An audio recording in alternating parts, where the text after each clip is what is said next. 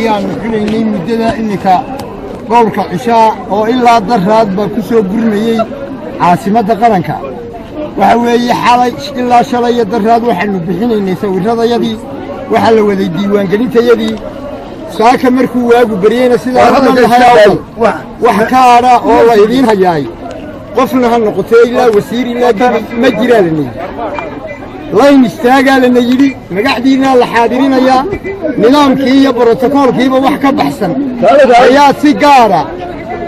ula xidhiidhay waana takoorid muuqato weyn takoorid muuqato weyn marana male taasi waxaan leenahay arrintaasi aad ha looga tanaasulo arrintaasi aad ha loogu fiirsado waxay ku dhacday iyo dembigaasi halkuu ka yimid haddayna ahayn oo wax loo dhan yahay ay tahay reerawdan hadda go'aan bay gaadhi doonaan anagoo ku jira hogaankii golaha dhexe weliba xisbiga ayaan aasasayaasha xisbiga kulmiya ayaanu nahay waxaanu leenahay guddoomiyaha iyo guddoomiye ku-xigeenka iyo madaxda sare xisbiga inay arrintaas ay ka fiirsadaan si dhaqsaana looga soo jawaabo arrimahaas